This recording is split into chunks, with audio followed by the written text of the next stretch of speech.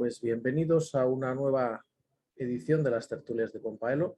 Hoy tenemos el gusto de tener a dos magníficos analistas que nos van a hablar de algo que nos tiene completamente, digamos, bombardeado mediante los medios o los telediarios, que es la actual crisis de Afganistán. Afganistán, que es un país de Asia que en principio no es algo que figure en nuestra actualidad y que, sin embargo, pues nos pilla mucho más de cerca de lo que queremos creer, tanto por la implicación que venimos teniendo y vienen teniendo nuestros militares, como por las consecuencias que va a tener lo que está pasando. Un segundo, aquí tenemos un pequeño problema técnico. En primer lugar, tenemos con nosotros a Nicolás de Pedro, que es un analista, digamos, de nivel internacional, que conoce bien todo el área de Asia Central, conoce bien la relación, digamos, del juego geopolítico, y nos empezará hablando un poco pues, de dónde viene esta crisis, qué es eso Afganistán, por qué viven así, si realmente son tan salvajes como parecen, o realmente había ahí otra cosa antes de encontrarnos en la situación que estamos viviendo hoy.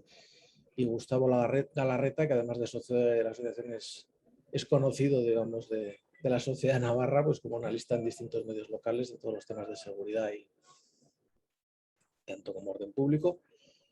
Y a los dos os quería agradecer vuestra presencia aquí, el tiempo que nos dedicáis, y a los socios presentes y los que se irán uniendo, pues ya sabéis que la idea es, cuando tengáis una pregunta, por favor, planteadla a través del chat o levantando la mano. En principio, si todo va como debe, pues iremos dando la palabra en orden de pedirla. Lo que sí que queremos es esperar un poquito la primera media hora de tiempo para que nos cuenten su visión los dos invitados. Y sin mucho más que decir, Nicolás, tienes la palabra.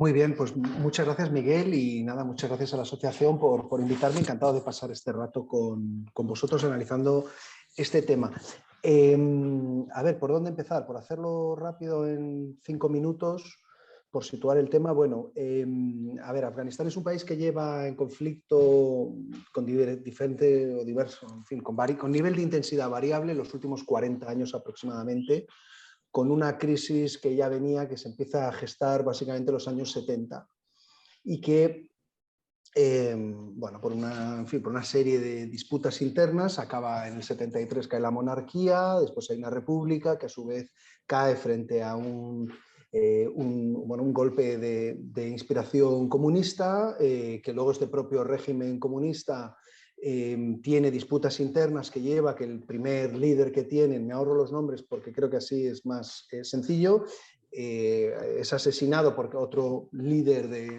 rival, de otra facción rival, y esto lleva, en este periodo de los años 70, hay dos países que están muy involucrados en lo que está pasando en esta crisis en Afganistán, que son, por un lado, la Unión Soviética, que es un país con el que Afganistán tenía desde el principio de la creación de la Unión Soviética, me refiero, una relación muy, muy estrecha, y la Unión Soviética vive todas estas, digamos, crisis que hay dentro de Afganistán, incluyendo tensiones en la zona oeste, que desde la perspectiva soviética, la inestabilidad que hay en el oeste de Afganistán está relacionada a su vez con la revolución islámica en Irán del año 79, en febrero del 79 es cuando triunfa finalmente, y el temor de la Unión Soviética es que esto acabe irradiando inestabilidad, se acabe extendiendo hacia las repúblicas centroasiáticas, que en ese momento forman parte de la Unión Soviética y que son también de mayoría musulmana, ¿no? Entonces, por un lado tenemos la Unión Soviética y por el otro Pakistán. Pues Pakistán es un país con el que Afganistán históricamente tiene unas relaciones muy malas. De hecho, Afganistán es el único país que vota en contra del ingreso de Pakistán en Naciones Unidas, cuando se produce la partición en el año 47, la partición de lo que era el Raj británico, el surgimiento de India y Pakistán como estados independientes. Y en los años 70 Pakistán ve una oportunidad de revertir, aprovechando la crisis interna en su vecino, ve una oportunidad de revertir la situación o el equilibrio de poder con respecto a Afganistán, ¿no? Hay una cuestión ahí de disputa que ahora es una carta que juega Pakistán, que es la cuestión del Pastunistán, que todo el mundo habrá escuchado, ¿no? Que tiene que ver con el hecho de que hay una presencia de personas de la etnia pastún, tanto a un lado como a otro de la frontera, porque la frontera entre Afganistán y Pakistán está fijada en los tiempos del Raj británico, es lo que se llama como la línea Durand, bueno, no reconocida ni por unos ni por otros, ¿no? Aunque de facto es una frontera internacional, pero en disputa o en fin, que genera controversias desde entonces, ¿no? Y entonces Pakistán, eso históricamente había sido más una herramienta en manos de Afganistán y a partir de los años 70 cambia de manos, digamos, y pasa al lado pakistaní. Entonces, por un lado está la Unión Soviética poniendo presión y por el otro Pakistán. Y la Unión Soviética invade Afganistán en diciembre del 79 porque tiene dudas sobre el líder que se ha puesto en el poder en septiembre en Kabul, tiene dudas incluso de su lealtad, piensa que también en términos paranoicos llega a pensar que puede ser incluso un agente de la CIA, en estos términos están viéndolo en Moscú. Y lo que la Unión Soviética, esto ahora digamos es algo que conocemos con relativo detalle, la Unión Soviética concibe su intervención en el año 79 en clave defensiva. O sea, la Unión Soviética interpreta que está actuando, se está anticipando, protegiendo a un aliado tradicional. Pero del lado pakistaní, también chino y Estados Unidos y otros países, lo interpretan como un movimiento ofensivo de la URSS, ¿no? Entonces piensan que la URSS quizás está planteándose, recuperando, digamos, visiones o ideas, percepciones del siglo XIX, que quizás quiere ir más allá y quiere ocupar Pakistán y puede llegar o al Índico o al Golfo, ¿no? Y esto genera una reacción tanto de Pakistán como de Estados Unidos como de países del Golfo, que lo que hacen es, y esto digamos, lo monopoliza, lo instrumentaliza Pakistán, que es guerreros mujahidín, ¿no? Guerreros sagrados del Islam, venidos de Afganistán, que ya se habían refugiado en Afganistán desde finales de los 70, antes incluso, meses antes en algunos casos, un par de años antes de la invasión soviética, lo utiliza como una herramienta de guerra por delegación, lo que en inglés se llama proxy, para intervenir en Afganistán, ¿no? Y entonces ahí hay financiación y armas que vienen, esto seguro que todo el mundo más o menos está al corriente, hay películas, la guerra de Charlie Wilson y otras, que tratan esto con mayor o menor rigor histórico, obviamente, y hay esta guerra durante 10 años que desgasta mucho a la Unión Soviética, es una derrota para la Unión Soviética y también en términos de legitimidad de la Unión Soviética dentro, ¿no? O sea, que a Rusia le deja a la Unión Soviética le deja una herida muy, muy importante, tiene unas, si no me falla la memoria, unas 15.000 bajas, o sea, un volumen de bajas en Afganistán muy importante, ¿no? Bueno, los soviéticos se retiran en el año 89, voy a ir mucho más rápido ahora, no, estaba poniendo ahí algunas bases. No os preocupéis que en 2 minutos de reloj termino.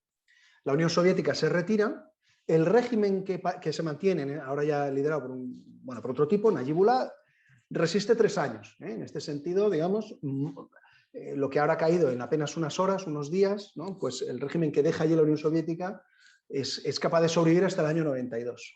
En el 92 sucumbe ante todo un grupo, una alianza de mujahidines, ¿no? De diferentes grupos, diferentes 7 facciones, ¿no? Que unas tenían más o menos apoyo, pero todo esto lo instrumentaliza y todo se canaliza a través de Pakistán. Esto es muy importante, lo repetiré varias veces, porque sin entender el rol de Pakistán es que no se puede entender lo que pasa en Afganistán, ¿no? En estos últimos 40 años.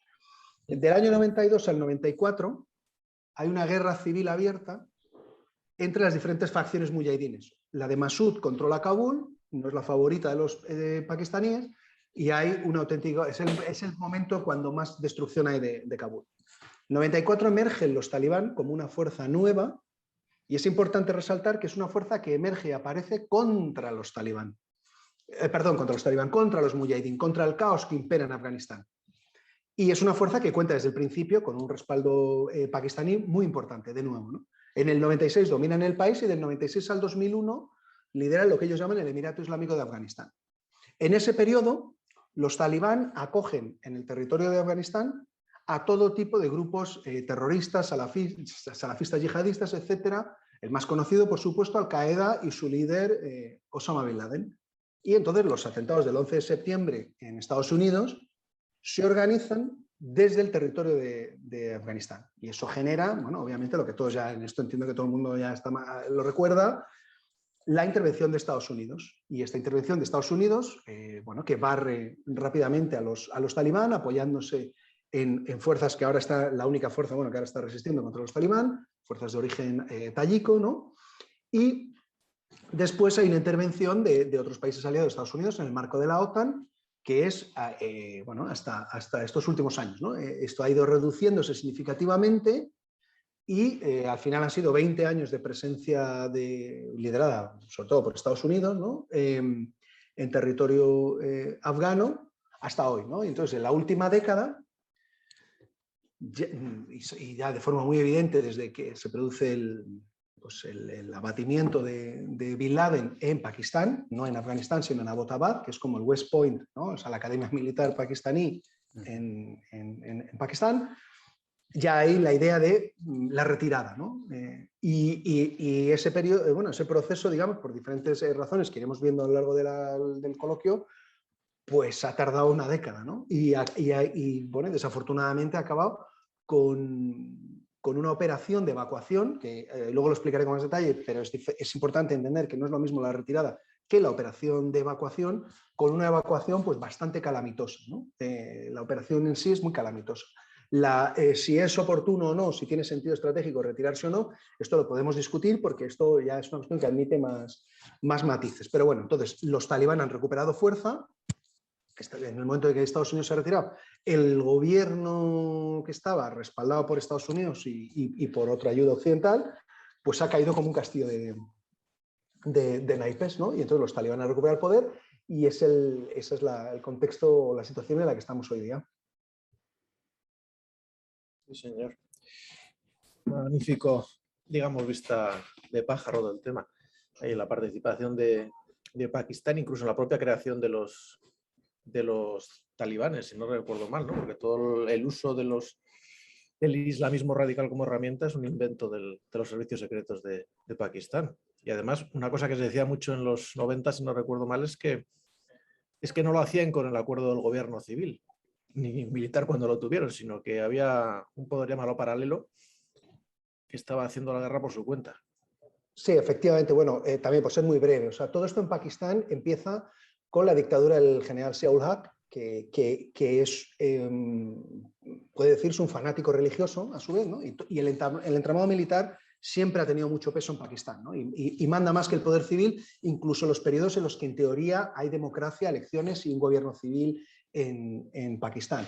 Pero esto quiere decir que incluso tienen un peso en la economía extraordinario, o sea, que es que controlan en buena medida, bueno, hay el dicho ¿no? Popular en India, de que todos los países tienen un ejército, o sea, el ejército pakistaní lo que tiene es un país, ¿no? O sea, esta idea de que la relación es al revés, ¿no? Y es verdad que es una cosa muy fuerte. Entonces empiezan a utilizar y a pensar, por un lado, una cuestión ideológica. Zia-ul-Haq el general Zia está convencido de que es que hay un problema de pecado en Pakistán y que eso es lo que hace que el país no vaya bien, que la gente peca, bebe, pues no es estricta en las cuestiones morales, etcétera, y empieza a darle mucho peso a grupos islamistas. Y luego al mismo tiempo lo ven como un elemento muy útil para instrumentalizar sobre todo su enfrentamiento con India. O sea, cuando Pakistán quiere dominar Afganistán lo hace pensando en términos del equilibrio de poder regional con la India, porque Afganistán también tiene una relación bastante intensa siempre históricamente con India, y utilizar estos mismos grupos en Cachemira, Kashmir, ¿no? No es casualidad, por ejemplo, que una vez que se produce la retirada soviética y una vez que cae Kabul en el año 92 ante los Mujahideen, es cuando se activa una yihad en Cachemira, de nuevo artificial, injertada por la inteligencia pakistaní, ¿no? Que en mi opinión la inteligencia militar pakistaní, el famoso ISI, ¿no? El Inter-Service Intelligence, que en mi opinión es el verdadero problema, issue regional en Asia Central, o sea, mucho más que los propios talibán o que cualquier otro grupo, ¿no? Este es, en mi opinión, Me encanta verlo de boca de alguien que sabe lo que dice, porque es la impresión que tiene uno cuando ve el mapa y dice que el que está quemando el mapa con una cerilla son estos señores sistemáticamente.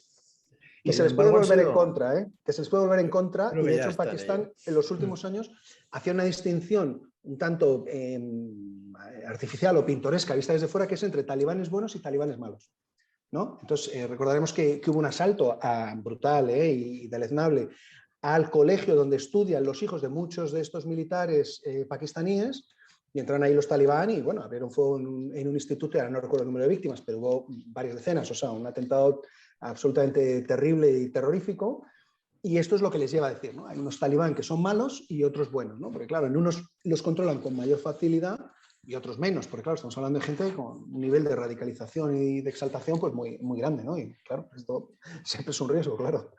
Y luego lo que decías también, el nivel de control, porque toda la zona de la frontera, el famoso territorio pastún está lo que llaman los territorios tribales, ¿no? En Pakistán, si no recuerdo mal. Sí, está incorporado, está incorporado, de hecho, formalmente como parte del... Hasta hace muy poco, no recuerdo las fechas, pero hasta hace pocos años, como si fuera un territorio aparte, digamos, como una especie de condominio donde no rigen las leyes casi locales. Independiente, es el salvaje oeste en la frontera con Afganistán. Sí, exacto, algo así, sí, O efectivamente. sea, que medio Pakistán está en manos de este tipo de gente, imagínate. Y esto, claro, el poder civil en Pakistán, ¿no? pues siempre está sometido, el reparto de fuerzas dentro de Pakistán, bueno, pues es siempre favorable al ejército, con la cuestión de la idea de que hay una amenaza existencial por parte de la India y entonces el ejército utiliza esta carta siempre para reclamar una posición que, en fin, que lastra a Pakistán. O sea, a su vez también la propia sociedad pakistaní son víctimas de todo esto, porque en Pakistán estamos hablando de un país muy poblado y donde de 150 160 millones de habitantes, donde no todos comparten este fervor ni este entusiasmo por aventuras exteriores en absoluto. Pero, claro, el reparto de fuerzas dentro del país es el que es y los que tienen el poder real son los militares y son los que están detrás de esto. Y esto está muy documentado, o sea, no es ni conspiraciones ni elucubraciones. De hecho, los atentados que hubo en Mumbai en 2000... Ay, ahora no me quiero equivocar la fecha. Mumbai Attack. 2008, en noviembre de 2008, se interceptaron las comunicaciones entre quienes estaban ejecutando el ataque terrorista, que fue el primero a gran escala de eso que se llama asedio urbano, ¿no? O sea, que envían, me parece recordar que eran 8, pero bueno, pueden ser 10, 7, 8, 9, 10 varios terroristas. Los mandas, los distribuyes por la ciudad armados con fusiles y granadas. Y claro, hasta que la policía es capaz de entender lo que está pasando, pues claro, y en un país, en fin, cualquiera que conozca la India, cualquiera que haya estado en Mumbai, es una ciudad enorme, caótica, ¿no? O sea, que no es tan sencillo, o sea, que todo es complejo en la India, ¿no? Y todo es muy, muy masificado, y los envían a diferentes partes de la ciudad a empezar a asesinar gente, ¿no? Hay una película que recomiendo, que está muy bien, que es la del Hotel Mumbai, ¿no? Donde se ve la parte porque fueron a sitios simbólicos, uno de ellos el Hotel Mumbai, que está ahí justo en lo que es la entrada simbólica desde el mar de la ciudad y un hotel con mucha historia. Y las comunicaciones, hay un documental que también recomiendo a todo el mundo ver, que yo creo que está de libre visionado en YouTube, de la CNN, de Fareed Zakaria, que se llama, me parece, Terror in Mumbai, Terror en Mumbai, y donde se ve todo esto, ¿no? Cómo las comunicaciones son interceptadas, ¿no? Y cómo están controlados desde Pakistán y cómo les van diciendo, bueno, cosas terribles, ¿no? O sea, que no os cojan vivos, ¿no? No olvidéis que tenéis que morir, tal, o sea, no dejéis a ningún rehén vivo, o sea, es tremendo y merece mucho la pena. Tenemos una pregunta de intervención de Chus Mozaz. Quiere que te preguntemos tu opinión sobre lo que se suele decir de que si las madrasas de Pakistán se cerraran, o si Pakistán dejara de producir intencionadamente este tipo de radicales, el problema se acabaría. ¿Tú crees que esto es real o es un poco...? Hombre, sí, quiero decir, soluciones mágicas a problemas complejos y tal nunca suele haber, ¿no? Pero está claro que esto es lo que está insuflando gasolina y desde luego sin toda esta acción pakistaní la región estaría en una situación mucho menos inestable. Y desde luego el problema del terrorismo no tendría ni habría alcanzado las dimensiones que ha alcanzado tanto los atentados que ha habido en India como en Afganistán y en el propio Pakistán. O sea, esto seguro.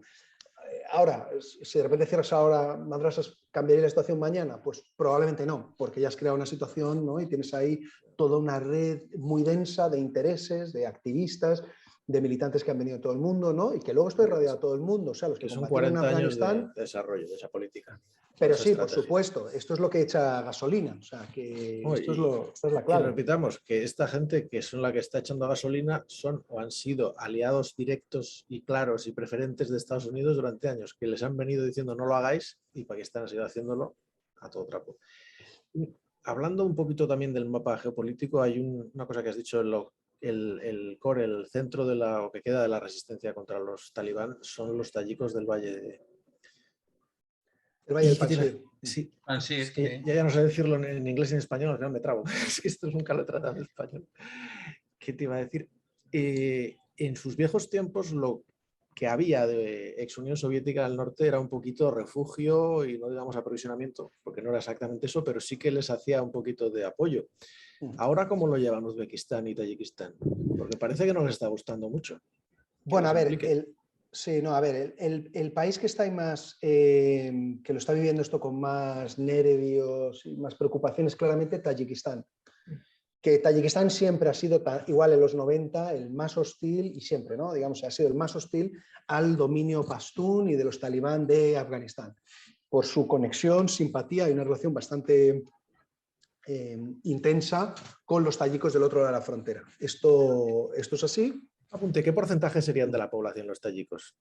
Me parece que los tayikos son un 20%, 20, pero 30%. concentrado en el norte. Sí, la segunda. Concentrado en el norte, ¿verdad? Sí, concentrado en el norte.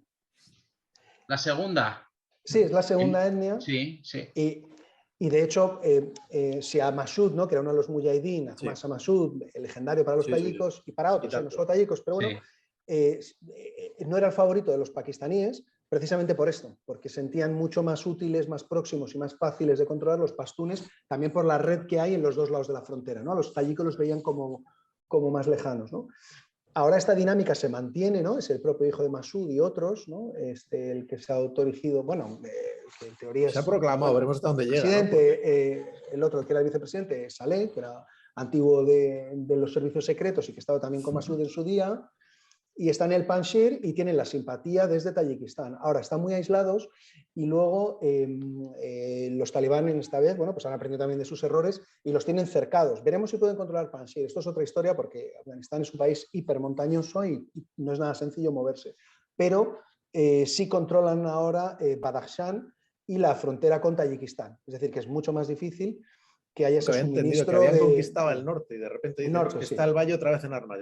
El valle, sí, pero el valle está, digamos, es como un enclave, está rodeado. Está aislado por el norte ahora, ¿vale? Está aislado, exacto. Y entonces, esto, claro, presenta unas dificultades logísticas muy importantes para ellos, ¿no? Y también tengamos en cuenta que Tayikistán es un país muy débil, o sea, y Tayikistán desde el punto de vista militar depende completamente o prácticamente de Rusia, ¿no? Entonces, si Rusia, que es evidente también que ha llegado a algún tipo de entendimiento y acuerdo con los talibán, no está por la labor de apoyar esta rebelión, pues Tayikistán no va a poder hacer mucho, o sea, nada que tenga realmente un gran impacto, ¿no? Los otros dos repúblicas que son con frontera directa con Afganistán, que son Uzbekistán y Turkmenistán, por un lado, Uzbekistán la frontera es relativamente pequeña, además es un río, y el ejército uzbeco se siente bastante tranquilo. O sea, los uzbecos, antes y ahora, aunque siempre obviamente lo ven con inquietud, a nadie le gusta tener esto al otro lado de su frontera, pero desde luego el mensaje que llevan dando 20 años es que ellos se sienten muy capaces de lidiar con ello. O sea, que si hay un intento de penetrar desde el punto de vista convencional, o sea, de una ofensiva que cruce la frontera, ellos se sienten muy capaces y muy convencidos de que esto para ellos no es una amenaza, ¿no? O ellos serían capaces de lidiar con eso efectivamente. Y el otro país que es una gran incógnita es Turkmenistán, ¿no? Turkmenistán es un país que tiene recursos, pero es muy débil, o sea, tiene recursos porque tiene mucho gas, ¿no? Que exporta sobre todo ahora a China, también a Rusia, pero sobre todo a China, pero es un país con un régimen muy opaco, se le conoce así un poco jocosamente como la Corea del Norte del Caspio, y es algo parecido, digamos, en términos de opacidad, de país cerrado y demás, y donde hay noticias, de lo poco que se sabe, ¿no? Pero algo sí se sabe, porque hay representación diplomática internacional allá, agencias de Naciones Unidas, etcétera. De lo poco que se sabe es que en los últimos años ha habido un deterioro económico muy importante. Y esto, unido a que el propio país es bastante débil, ¿no? Y confía un poco ingenuamente en el hecho de que es un país reconocido oficialmente como neutral, pero depende un poco, ¿no? Y ahí, bueno, esto podría ser un poco también un eslabón débil, ¿no? Junto con Tayikistán, son ahí los dos eslabones y es las dos preocupaciones un poco de Rusia, ¿no? En este sentido. Y nuestros amigos de China, que también tienen frontera, aunque sea...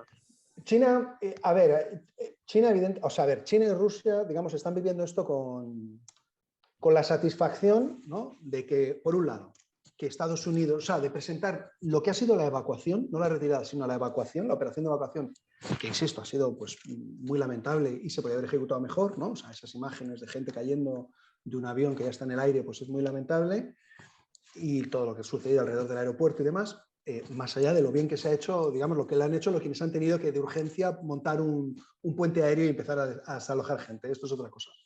pero están viviendo con satisfacción esta poder vender la narrativa de que Estados Unidos ha fracasado, ¿no? Que yo creo que esto es un error motivado por cómo se ha hecho la evacuación, porque la retirada está decidida desde hace muchos meses y es algo de lo que se habla desde hace años. O sea, y Estados Unidos no ha sido derrotado militarmente y no estamos sufriendo una presión militar que le empuje a salir del país cuanto antes, sino que toma una decisión que es me quiero retirar porque pienso que estoy malgastando en parte esfuerzos que quiero concentrar en mi competición estratégica con China en otros escenarios. Pero como gestionas mal la evacuación, eso permite que Rusia y China presenten esto como una gran derrota de Estados Unidos y que Estados Unidos es débil y que Estados Unidos su declive es inminente, etcétera, etcétera. Entonces, por un lado, lo ven con esta satisfacción. Por otro lado, evidentemente, China también tiene una frontera, aunque es pequeña, deben ser 80, 100 kilómetros de frontera o un poco más quizás, bueno, pero es una frontera relativamente pequeña y que no está desarrollada las comunicaciones en el corredor del Wuhan. Y a China obviamente le preocupa lo mismo que a Rusia en ese sentido, que haya una inestabilidad que se irradia hacia su territorio, ¿no? Que tienes un vecino que está con esta situación, ¿no? Porque ya veremos, una de las grandes cuestiones es si los talibán efectivamente pues van a ser capaces de controlar y estabilizar todo el territorio y no van a coger, como digamos es el acuerdo, y el acuerdo es público, con Estados Unidos, no ser un santuario para grupos terroristas. Esta es un poco la idea, ¿no? Vosotros no os convertís en un santuario para grupos terroristas y el mundo, pues vosotros, esto ya es cosa, los asuntos domésticos, nadie va a interferir o nadie va a decir nada con si hacéis A o Z, ¿no? Pues con China, evidentemente, el acuerdo que tienen o el entendimiento al que han llegado con los talibán es el mismo. Los talibán han mostrado públicamente su predisposición a considerar a China un amigo y demás, ¿no? Entonces, esto por un lado. Pero China, ¿qué va a hacer? Por ejemplo, el corredor del Wuhan, que es donde está esta frontera, China ya ha dicho que eso no lo va a desarrollar, ¿no? Que está contenta con que hay esas montañas y tal, y que por allí pues que pasen 2 aventureros al año con montaña, ¿no? Y mochilas y a ver si sobreviven. Pero no va a hacer una autopista por allí para que pase todo el mundo. La conexión seguirá siendo vía Pakistán, ¿no? Y esto lo va a mantener. Yo creo que está habiendo mucho bombo, excesivo bombo, y tiene mucho que ver con propaganda, con esto que China va a hacer grandes inversiones y demás. Bueno, yo creo que esto está por ver. Si los talibán controlan el territorio, bueno, pues quizás a China hay algunos aspectos mineros que le pueden interesar, única y exclusivamente. Había incluso mencionado a un oleoducto, no sé si era una tontería gigantesca, porque vamos, nadie se puede creer que eso sea tan estable. Sí, no, lo que ha salido es otra vez, la historia está de lo que se llama el TAP o TAPI, Turkmenistán, Afganistán, Pakistán, India, ¿no? Un gasoducto que está ahí, un proyecto de los años 90, que yo lo veo todavía altamente improbable. En esta vida todo puede pasar, pero todavía lo sigo viendo altamente improbable. En los años 90, si se respaldaba a los talibán, o sea, si había una cierta simpatía al principio, cuando no se les conocía, digamos, o eran aún un movimiento oscuro y demás, era por esta idea, ¿no? Bueno, si pueden garantizar la estabilidad del territorio, será posible pues hacer una tubería que saque gas turmeno a través del territorio afgano y llegue a Pakistán y de ahí a la India. El proyecto es muy, en fin, tiene muchas debilidades. Una de ellas es que India nunca va a sentirse cómoda con que su suministro de gas o un suministro importante de gas pasara por Pakistán. Esto por un lado. Dependa del grifo pakistaní. Segundo, que esa estabilidad, primero que hay que invertir mucho dinero, ¿no? Varios cientos millones, probablemente miles de millones, para hacer una infraestructura que es vulnerable, ¿no? A ataques y demás. Y segundo, que ahora, todo esto se ha vuelto a sacar, ¿no? Lo vimos, ¿no? Incluso en alguna tertulia o en la tertulia de referencia a la tele española, algún notorio tertuliano lo sacó, pero en mi opinión eso es haber leído lo que se decía en los 90, porque ahora hay que contar también con el factor de que ese gas turmeno va a China. Entonces, que China va a ser el gran inversor y promotor de que campos de los que está recibiendo el gas directamente en China vayan a Pakistán, bueno, ya veremos, salvo que haga un cálculo que vea que diga que le interesa mucho porque eso se une con la tubería que sí se está haciendo, que va del puerto pakistaní de Gwadar en el Índico hasta Xinjiang a través de Pakistán. Ese sería el único caso y todavía es algo muy incierto. O sea que de momento eso, de que hay un gasoducto, una tubería que lo explica todo, de momento eso no es así. Magnífico. Y por terminar un poquito por las cosas, digamos, más geo, hay otra variable, otra cosa que condiciona a Afganistán en el mundo y es el tráfico de heroína, que nos olvidamos con demasiada rapidez y creo que nos podrán confirmar algunos más de los presentes que se está detectando desde hace tiempo un aumento del consumo. Eso me lo comentaba un funcionario de prisiones que creo que anda por aquí cerca. Decía que se está detectando cada vez más consumo de heroína en Europa desde que los talibanes vuelven a controlar la mayor parte del territorio afgano, que fue uno de los primeros efectos de que lo controlaran, porque no solamente dejaron de perseguir el cultivo, sino que lo organizaron. Y eso es uno de los primeros puntos en los que falló la intervención internacional, que intentaron recuperarlo y se estrellaron. Claro, a ver, yo de la cuestión de si hay más consumo o no en Europa, la verdad, no lo sé, pero no me extrañaría que fuera así. Desde luego, claro, es evidente que es una de las fuentes principales, si no la principal fuente de ingreso. Los talibán, en buena medida, se financian a sí mismos. O sea, este debate que ha habido, ¿quién los financia? Es el respaldo pakistaní, la inteligencia que les dan los pakistaníes, los asesores pakistaníes, pero desde el punto de vista económico, la cuestión del opio, en el sentido incluso de cobrar impuestos a quienes lo cultivan, es una realidad. Y esto es muy difícil de erradicar, porque, claro, no hay alternativas económicas apenas, ¿no? Los controles fronterizos, sea por la vía iraní, sea por la vía centroasiática, pues esto, pues hombre, no diré que es una guerra perdida, pero casi, ¿no? Es que, claro, estamos hablando en el caso de Tayikistán, por ejemplo, pues, o Turkmenistán incluso, ¿no? Es que un funcionario de fronteras, un policía de allá, igual cobra al mes $100, ¿no? 150 del equivalente a $150, y la vida no es tan barata. O sea, es obviamente más barata que en Europa, pero no tan barata como para que eso sea un sueldo que les permita vivir, ¿no?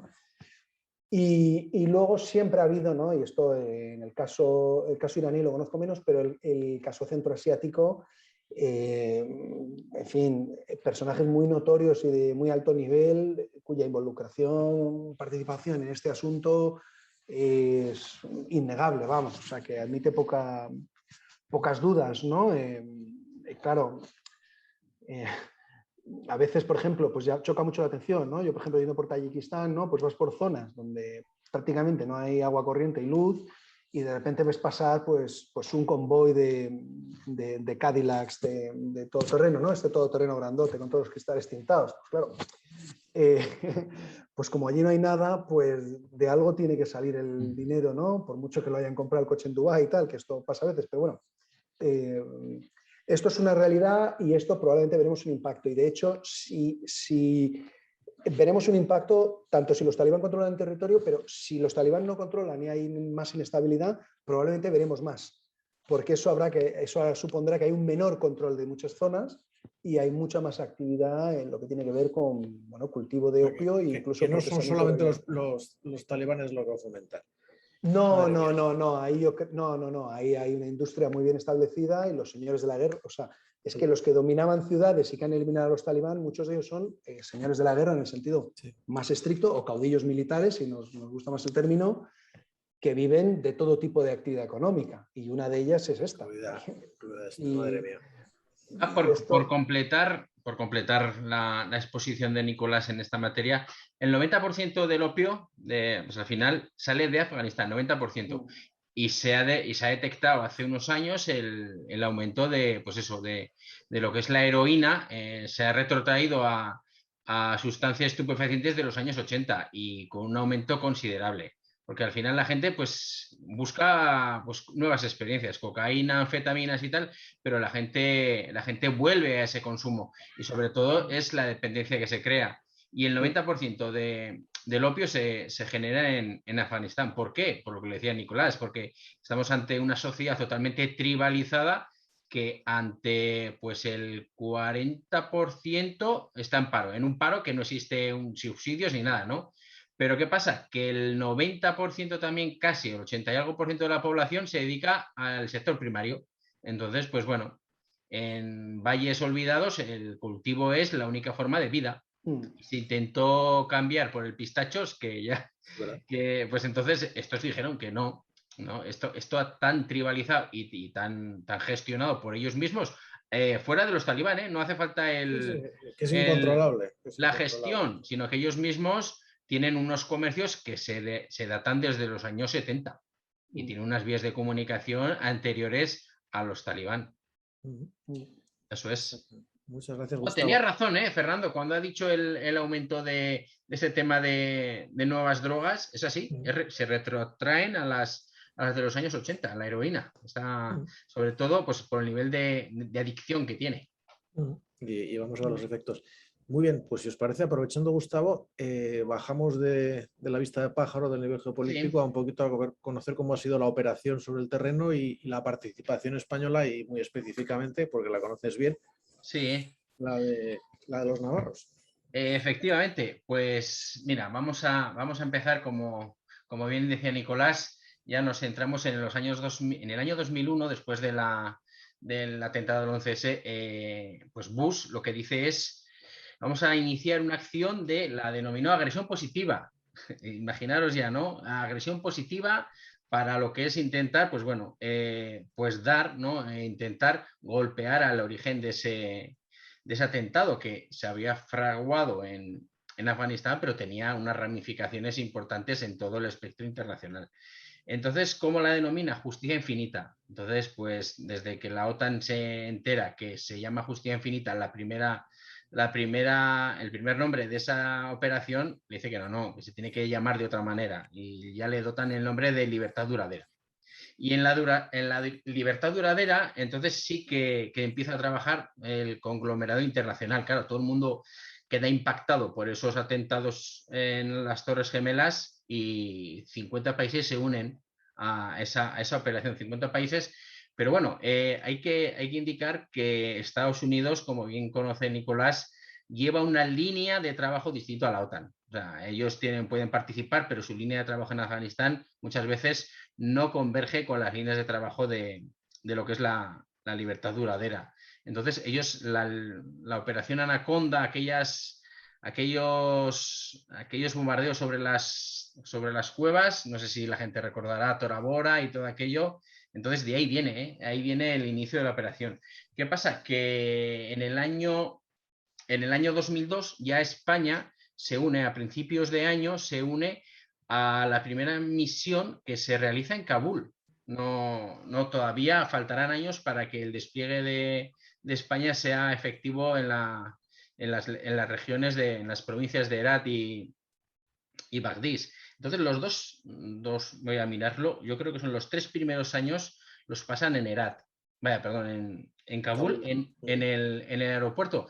En momento en el cual hasta un general español lleva durante un año toda la gestión del aeropuerto. ¿De acuerdo? La importancia española en el aeropuerto de Kabul es importante porque un año entero la gestión de ese aeropuerto con 50 países trabajando sobre el terreno, pues imaginaros la gestión logística que se llevó en aquel tiempo. Ya en el año 2003, ya componentes del regimiento de aquí, del regimiento América, ya se destacan a Kabul. ¿De acuerdo? En Kabul empiezan a trabajar en lo que es dar seguridad a esa base. Y luego, ya en el año 2005, ya son proyectados pues, un contingente de 200, luego se sumaría algún efectivo más, 250 efectivos son proyectados a las provincias de Herat y Bagdís. Me gustaría indicar que en aquellas provincias no habían conocido todavía la presencia pues ni soldados americanos ni ingleses, ya que, sobre todo, como comentaba Nicolás, el flujo de donde se nutre el ejército talibán es del sur, ¿no? Que luego durante son soldados que no combaten durante todo el año, sino que en las épocas de buen tiempo son lanzados por los talibán a las zonas del norte. Luego, cuando en la zona del Hindu Kush, toda aquella cordillera de pasos de más de 3.000 metros es impracticable, se vuelven y se vuelven al sur de Afganistán. Entonces, España crea una base que se genera en Kalinao. Pero, ¿qué hacemos en aquella base? ¿Cuál es el proyecto?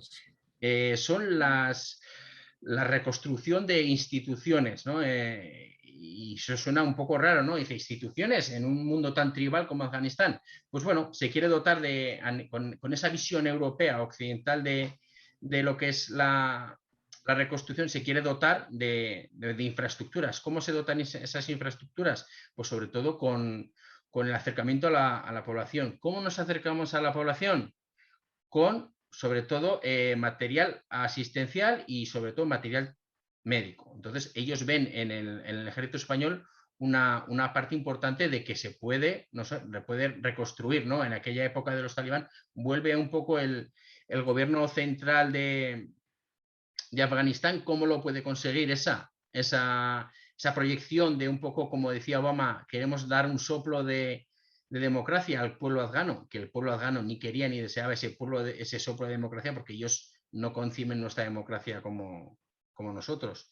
Entonces empezaron a crear las patrullas de reconstrucción, sobre todo es trabajo con la población. Pero ¿qué pasa? Que al ser hostigados por acciones talibanes, que hay que crear unas unidades, unas redes de seguridad. ¿De seguridad para qué? Sobre todo en las vías. En las vías de comunicación se generan dos vías importantísimas, que es la ruta Lithium y la Ring Road. Al final son vías de comunicación que intentan dar suministros a la población. Entonces, ¿qué pasa? Que cuando proyectas tropas tan lejos, las infraestructuras de logística son muy escasas. Entonces, España lo que hace es generar una gran base en Calinao y la otra en Herat, ¿no? ¿Qué pasa? Que son hostigados. Durante las épocas y las patrullas que realiza el ejército español, son hostigados y se generan bastantes bajas en un ratio corto de tiempo. Entonces, el ejército español... Los primeros años, ¿no? Fueron los primeros años. Los más duros fueron los primeros años. También hay que indicar que nosotros vamos a Afganistán muchas veces con tecnología que no es tan buena como la de otros ejércitos. Vamos con los blindados medios sobre ruedas, los famosos BMRs. Entonces, pues bueno, se sufren las primeras bajas por IEDs. Los IEDs famosos, al final nosotros y fuimos con el material con el que contábamos. Los IEDs podían ser pues nuestra mayor pues más o menos nuestra fisura en seguridad serían los IEDs porque, bueno, el blindaje era perfecto y la formación de nuestros soldados también. Pero ¿qué pasa? Que ante un IED no tienes acción previa, ¿no? Entonces, pues... ¿IED cómo lo...? Los IEDs pueden ser de dos tipos, ¿no? El que se prepara sobre el terreno, que ya tú pues buscas una zona despejada, trabajas, horadas el suelo, lo preparas bien y metes material explosivo, ya sea obuses reciclados de artillería o también material explosivo. Y al paso de los IEDs, al paso del convoy, se explota ese IED. Es como una mina, pero a calibre 28. Eso es, o más, ¿no? Al final hay que ver que los blindados, los BMRs tenían un blindaje muy bueno, pero ¿qué pasa? Que en las zonas donde va la amortiguación, las ruedas, pues era su punto débil. ¿Qué pasa? Que, por ejemplo, en un atentado así murió la primera mujer soldado en misión internacional. Entonces, con un IED en el suelo. ¿Qué pasa? El suelo afgano es totalmente terroso. Es muy difícil el ver, ¿no? El ver cómo, al final son caminos rurales que ellos lo denominan carreteras, pero aquí serían pues, caminos rurales. Es muy difícil de detectar. Entonces, ¿qué pasa? Que eso nos hace mucho daño. Entonces, ¿qué pasa? Que se reduce el número de patrullas. Al reducir el número de patrullas, ¿qué pasa? Que los talibán pues tienen ocupan más acción, más sobre el terreno. España luego se da cuenta de esos fallos de seguridad y lo que hace es cambiar el tipo de vehículos. Ya nos pasamos a los vehículos Lince, que son unos vehículos con un blindaje superior o de otra manera cóncava en su parte inferior y que son más nuevos y entonces pues ya ganamos en seguridad. Y luego posteriormente, más adelante, según avanzando los años, no hay que olvidar que estuvimos 13 años en España. O sea, el soldado español estuvo 13 años en Afganistán. Entonces ya se recurre al blindado, al RG-31, que es un blindado mucho mayor y sobre todo tiene una capacidad de absorción de esos IEDs mucho mayor. Es un vehículo más nuevo, mejor adaptado y su forma en la panza del vehículo es una forma nube, lo que hace es la capacidad de que la proyección del explosivo salga por los lados. Me gustaría destacar sobre todo los puestos avanzados de combate, las COP, ¿no? Hemos hablado de las bases de Calinao y Herat, pero nuestros soldados serán proyectados durante semana a puestos de combate avanzados, ¿de acuerdo? ¿Qué es un puesto de combate avanzado? Los bloquedos antiguos de las guerras de África que les sonaran muchos, pues exactamente es eso, son puestos de combate avanzados que pues estuvieron en Bala Murghab, estuvo uno, en Ludina tuvimos otro, en Sagatés tuvieron otro, todo lo que es el eran pequeños semifuertes, ¿sí? digamos, en poblaciones medianas, que no son tan pequeñas precisamente. No hacía falta que sería población, ¿eh? Si Alguna directamente, vía de comunicación también, ¿no? eso es, en vías de comunicación, o sobre todo en el paso de Sapsa, que es un paso de 3.000 metros que unía lo que es la base de Herat con la de Calinao, ahí tuvimos enfrentamientos y bastantes. Entonces, y bajas también hay. Entonces, en estos puestos de combate avanzados, los soldados españoles se pegaban una semana de observación, y ellos veían el movimiento talibán. Muchas veces, cuando hablamos de ejércitos, los soldados hablan de que la comunicación entre ellos eran con motos. Las motocicletas en Afganistán, Nicolás, que ha estado en esa zona, verá que son importantísimas. Entonces, pues ves, aquí puedes ver una persona de ciudad, ver un pastor con una motocicleta en el entorno rural, pero en Afganistán es muy, muy habitual el que se muevan por aquellas pistas en motocicleta. Y no hay que olvidar que para hostigar a un contingente militar, con hostigar durante unas horas y luego retirarte, ya creas una sensación de que el hostigamiento no sabes cuándo ni cómo puede venir. Millones no, millones sí, vamos a hablar de millones de euros en formación, porque el tema en primer lugar, fue el tema de, pues eso, de dar seguridad a lo que son las rutas de comunicación, y posteriormente que vino la acción de formar al ejército afgano, al ejército de policía, porque también Guardia Civil ha formado a la policía afgana.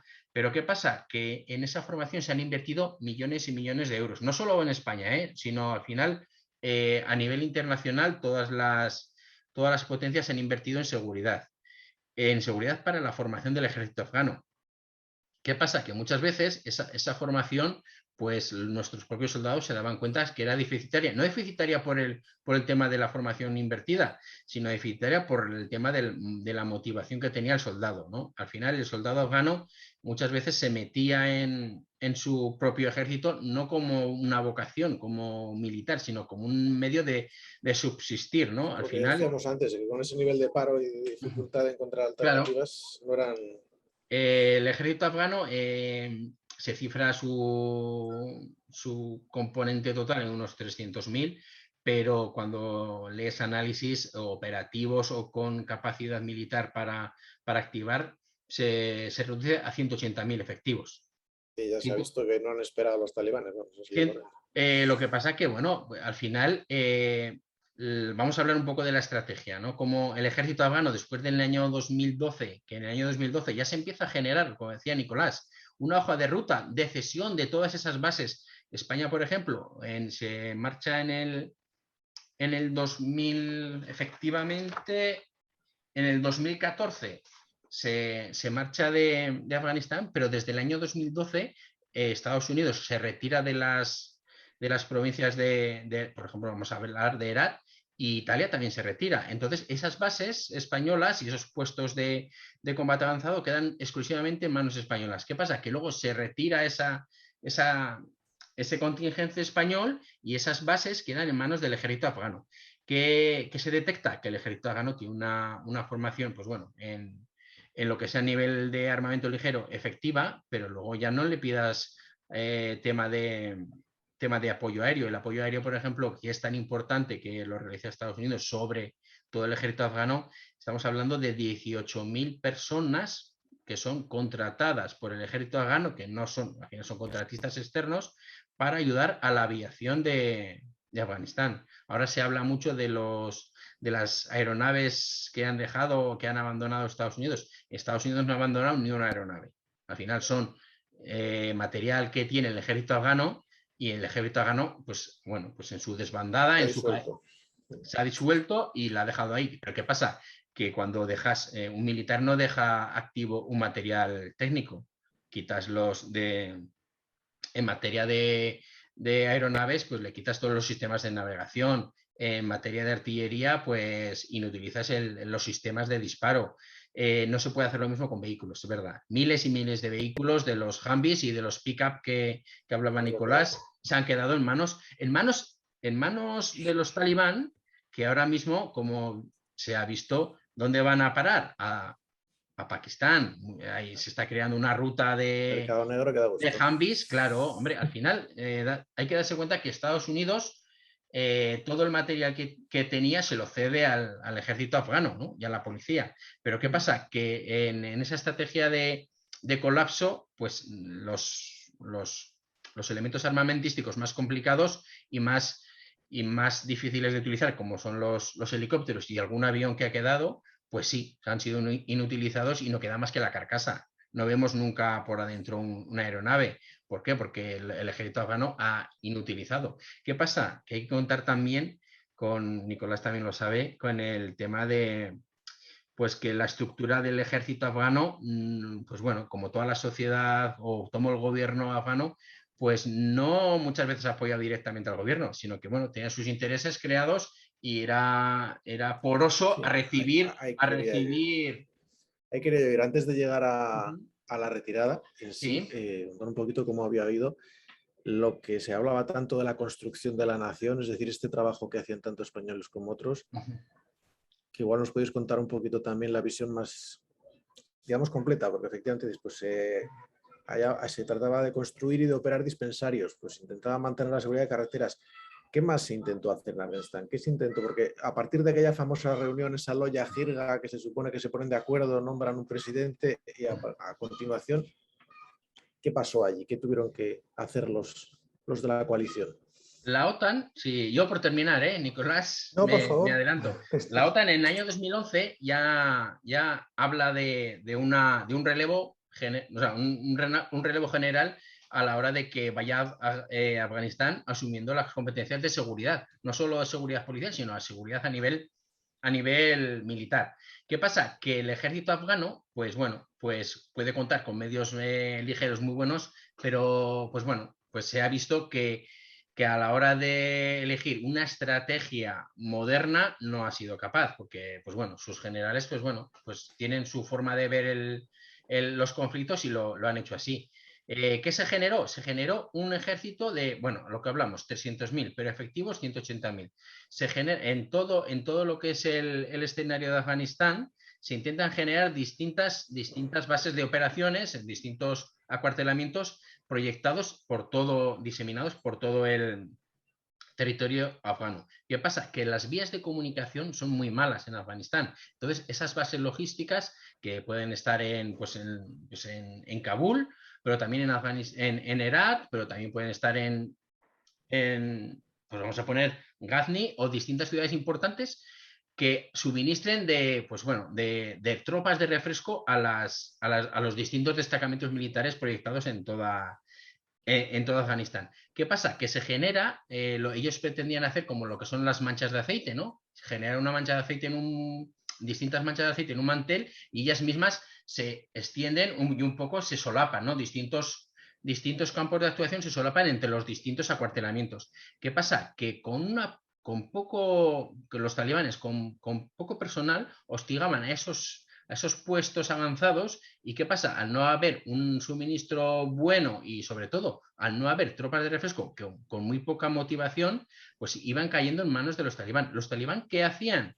Lo que han hecho siempre, pues con su estado de terror, los pueblos que estaban bajo el amparo de esos acuartelamientos, los ponían bajo su terror y entonces apoyaban al ejército talibán. Los talibanes no necesitan muchas veces vía de suministro como, por poneros un ejemplo, un ejército como el de Estados Unidos, por cada soldado en el frente, pone en su retaguardia, en la base de abastecimiento, en su línea total de logística, hasta 8 soldados. Por cada soldado en el frente, soldado que dispara, son 8 soldados los que tiene detrás.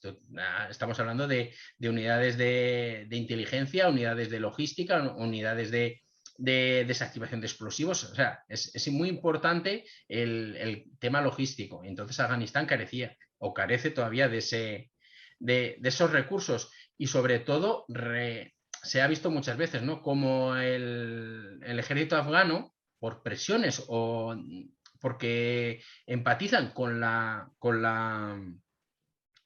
población, estos están del lado del talibán porque no han conocido otra cosa. Entonces se han visto en una tesitura muy, muy fácil de decir, oye, pues si es lo que queréis, ahí lo tomáis, ¿no? Porque no hay que olvidar. El uniforme y me voy a casa. ¿Sí? Digo que lo que dicen es eso, que dejan el uniforme y se mezclan con la multitud cuando llegan los... Efectivamente, pero ¿por qué? Porque al final estás combatiendo en tu país y estás combatiendo por el enemigo, que es la propaganda que ha hecho, porque al final en Afganistán todo el mundo que viene de fuera, ¿quién es? El enemigo. Pero como comentaba Nicolás, los ingleses, los rusos, los americanos ahora mismo, todo el mundo que ha venido de fuera lo han visto como que no viene a traer nada bueno, sino viene a traer, pues bueno, cosas que no nos interesan. Y ese es el problema que ha habido en los pies de barro de un ejército tan grande como el de Afganistán, en que su estructura no ha sido la adecuada y sobre todo que, bueno, pues que si tú le dotas de una hoja de ruta a tu enemigo diciendo desde el año 2014 que te vas a retirar, que ahora me voy a ir por aquí, que ahora me voy a ir por allá, pues al final pues pasa lo que pasa. Jugada. Pues sí. Si te parece, Nicolás, nos cuentas un poquito, aparte de la perspectiva militar, de cómo se intentó hacer y con lo que se encontraron, un poco lo que decíamos, esta construcción nacional pretendía algo más que entrenar un ejército, pretendía construir instituciones. Se supone que los occidentales han reconstruido o recreado países como se hizo con Japón tras la Segunda Guerra Mundial. Han creado instituciones donde no había cosas ni parecidas. Y sin embargo, parece que allí no ha cuajado absolutamente nada. ¿O solo lo parece? No, esa es la realidad o la triste realidad. Yo creo que aquí el problema desde el principio era una indefinición de los términos de la misión, ¿no? Que era o muy ambiciosa, que es como apuntabais, ¿no?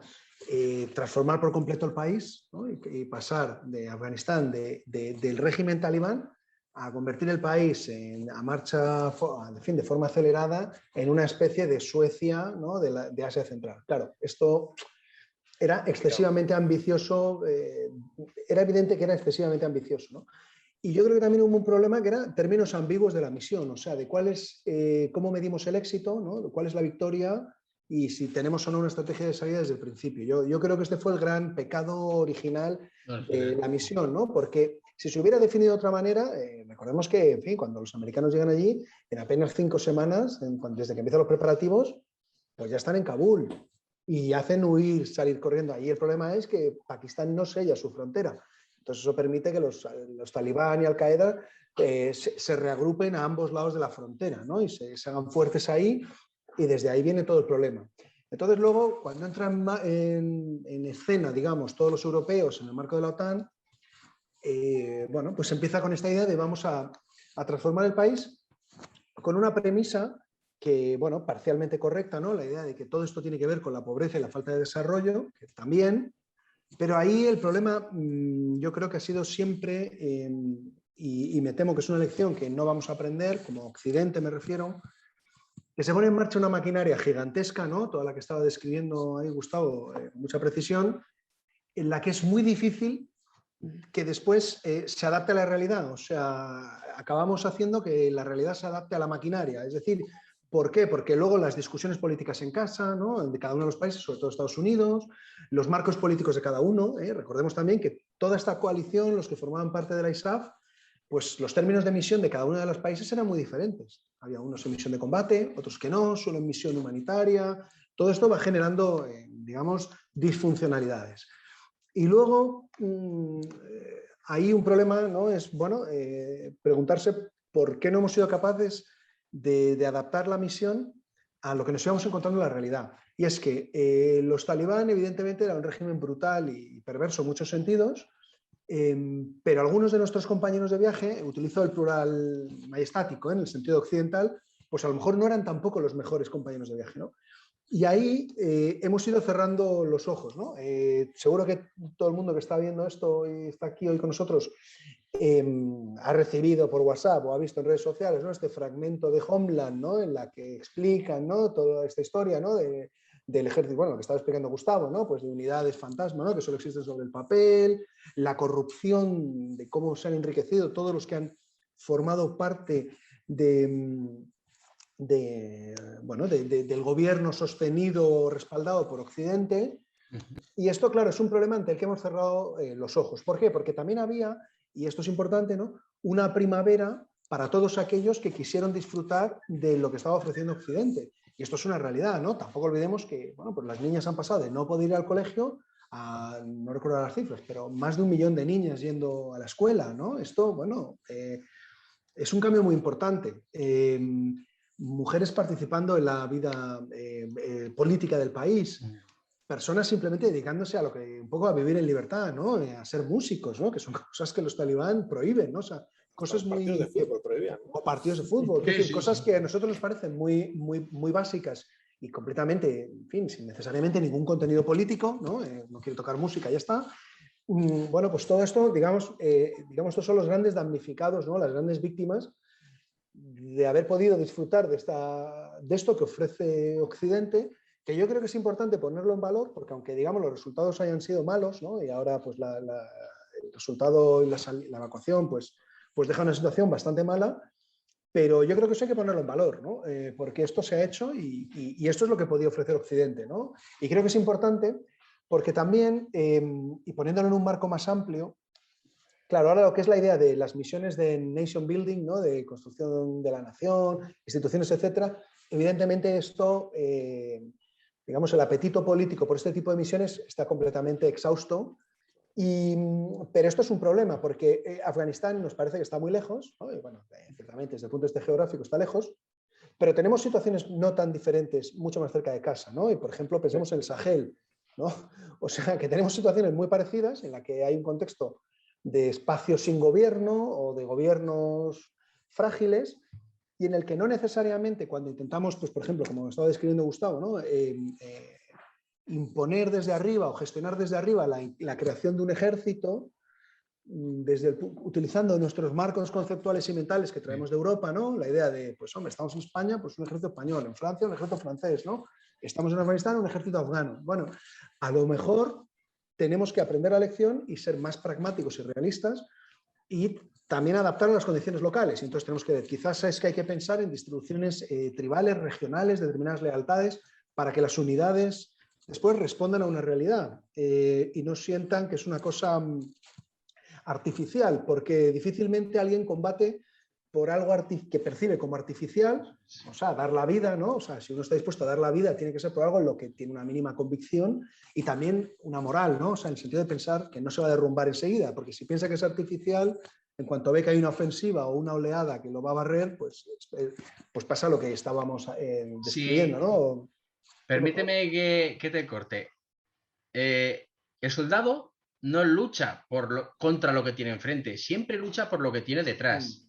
Entonces, ese es el tema. Si lo que tengo detrás, yo tengo dudas de que todo lo que tengo detrás es mi familia, mi forma de ver la vida, y el que tengo enfrente, pues más o menos la ve como yo, difícilmente yo tenga la voluntad suficiente para enfrentarme a él. Entonces, eso es lo que ha pasado, ¿no? Que las voluntades, la forma en la que entienden la vida los talibán y los del ejército afgano no está tan distante. Os voy a poner un pequeño ejemplo. En este tema de los batallones de maniobra que pues durante años han estado en Afganistán, siempre llevaban el equipo de reconstrucción provincial, ¿no? Pues era las infraestructuras, pues agua, dotar de agua, escuelas. Pues bueno, en esa línea que comentaba Nicolás, se creó unas unidades dentro del ejército afgano que eran exclusivas de mujeres y se les dotó del rango de suboficial, de sargento. ¿Qué pasa? Que cuando las unidades españolas confraternizan con el ejército afgano y tal, se dan cuenta que las suboficiales afganas no están más que para servir el té. No se las puede mirar, o sea, el ejército afgano dice, ¿queréis que haya mujeres? Ya las tenemos. ¿Queréis que sean suboficiales? Ya las tenemos. Pero su papel era irrelevante, era servir el té. Entonces, pues esa es la sociedad afgana, ¿eh? No nos olvidemos. No se la llegó a transformar, digamos. Por lo menos no en más que las áreas urbanas más controladas, ¿no? Efectivamente, estamos hablando de Afganistán, que es totalmente pues tribalizado, incluso hasta por valles. No vamos a hablar de provincias, sino de valles. Hay valles controlados no son señores de la guerra, sino que son personas que, bueno, han hecho de esa forma de vida su modus vivendi. El traficar con opio, bien, pero hay gente que no. Hay gente que asume como que pues los ancianos del lugar sean los que dicten la ley y no una democracia. Sí, eso quedó claro. Importada para ellos. Lo que decíamos entonces, que cuando se hizo ese famoso primer parlamento era una reunión de jefes tribales, no era nada elegido ni nada parecido. No, porque al final los valles mandaban a sus representantes. Eso es lo que hay. Y en ese sentido se intentó algo, es lo que me he quedado yo con la curiosidad, se intentó hacer algo. No, la voluntad estaba ahí y clarísimamente los países europeos, también Estados Unidos, pero digamos Estados Unidos tiene unos objetivos más amplios que incluían las misiones de combate, o sea que esto obviamente es un elemento que hemos concentrado mucha parte de su atención, pero había esta vocación política fuerte, ¿no? Y había esta voluntad política fuerte respaldando esta idea, ¿no? Que ahora está muy denostada, caída en desgracia y por buenas razones, ¿no? Digamos, lo de Afganistán, pues genera una sensación de fracaso de este tipo de enfoque, pero yo creo que conviene poner en valor lo que tenía valor y ser lo más críticos y hacer la evaluación más ajustada y más realista posible de por qué ha fracasado y qué se puede hacer mejor, ¿no? Porque yo creo que este componente no puede desaparecer por completo de la forma de concebir las intervenciones militares de Occidente. Porque, como digo, tenemos escenarios muy próximos. Es que tenemos, ¿no? Libia frente. O Libia. Tenemos Libia. Son contextos en ese sentido, bueno, pues con ciertas similitudes, ¿no? En lo que tiene que ver con la falta de un tejido institucional, etc. Y hay que encontrar la fórmula que sea, sin caer en excesos, ¿no? De excesos idealistas o extremadamente optimistas y ambiciosos, como hemos visto en el caso afgano, pero tampoco nos podemos permitir hacer la guerra como la hace Rusia en Siria, por ejemplo, porque ahora la gente dice, pues es que Rusia tiene éxito en Siria. Sí, claro, pero Rusia en Siria está bombardeando deliberadamente hospitales y bombardea deliberadamente el mismo hospital dos veces en el mismo día, para también cazar, entre comillas, a los humanitarios que van a socorrer a quienes han sido las víctimas del primer ataque. Entonces eso, los países occidentales no lo pueden hacer. Está bien que sea así, porque hay un elemento moral y también de presión de las opiniones públicas, que no respaldarían eso. Respaldan, obviamente, yo creo que las opiniones públicas europeas, y la española en particular, tiene que haber unos debates un poco más realistas y que vayan un poco más allá, ¿no? ¿Cómo definirlo? ¿No? Sin sonar, porque claro, el debate español es tan que suena enseguida muy, en fin, que suena políticamente incorrecto. Sin sonar facha, perdonad. No, pero que suene un poco un análisis, ¿no? Un debate un poco más realista en algunos casos, ¿no? Que tenga que ver también con las misiones de combate o las reglas de enfrentamiento, etcétera, ¿no? Esto es un debate muy excesivamente ingenuo, naif y poco realista que tenemos en España y el conjunto de Europa y el conjunto de Europa, ¿no? Pero sin caer tampoco en la ausencia completa de estos elementos morales, ¿no? Como digo, porque tampoco es lo que queremos hacer. Y está bien que sea así, pero hay que encontrar un equilibrio, ¿no? Entre un extremo y otro, yo creo que debemos encontrar yo creo que lo que quiero oír mi tocayo Miguel Olza es que nos falta la disposición para que los europeos, digamos, no vean normal, pero acepten que una intervención fuera de sus fronteras conlleva bajas. Puede conllevar bajas, que eso, por ejemplo, nuestra opinión pública, la opinión pública española, pues no está dispuesta a aceptarlo, ¿no? Sí. Por eso es tan difícil para cualquier, o sea, lo hemos visto estos últimos 20 años, gobiernos de diferente signo, ¿no? Político, pues que era difícil de gestionar, ¿no? Y siempre se intenta... Sobre todo bajas civiles colaterales. Eso es lo que... Bueno, esto por supuesto, pero incluso las bajas propias, ¿no? O sea, sí. La opinión pública española y europea en general no... Solo Francia un poco, el Reino Unido un poco, pero el único que, digamos, políticamente puede gestionar esto es Estados Unidos, ¿no? Y un poco el Reino Unido y Francia, pero ya está. Sí, el resto tienden a ver la guerra como una operación humanitaria y si de repente matan a alguien dicen ¿por qué? Oiga, no, es que es una invasión, estamos intentando cambiar un régimen que no se quiere cambiar. Por poner algún dato, ha hablado Nicolás del tema del Sahel. Os pongo un pequeño dato. En el Sahel, ahora mismo, Francia tiene más de 3.000 unidades efectivas y España no llega a 50, un contingente y no llega a unos 50. ¿De acuerdo? En la zona del Sahel. Sahel ahora mismo es la zona más peligrosa para Europa por la proyección del terrorismo internacional. Pero Francia se ha dado cuenta y ha mandado durante años, ya lleva años ya, con un contingente de más de 3.000 soldados y entonces España tenemos pues Guardia Civil y algún contingente en Mali, pues unos 50 o así. pues para que veáis un poco la proporción, ¿no?, de la realidad, ¿no?, de los conflictos internacionales. Estoy silenciado, no me he dado cuenta. Digo, que creo que algo que queda muy claro con las declaraciones y acciones de Estados Unidos es que si queremos una defensa, digamos, fuera de nuestras fronteras, una defensa de los intereses europeos o occidentales, pues va a haber que ir asumiéndola, ¿no? A ver, que ir asumiendo el riesgo que conlleva y el daño y el coste que conlleva lo que nos está haciendo últimamente. ¿Creéis que eso va a producirse o vamos a simplemente dejar que pasen las cosas ahí fuera?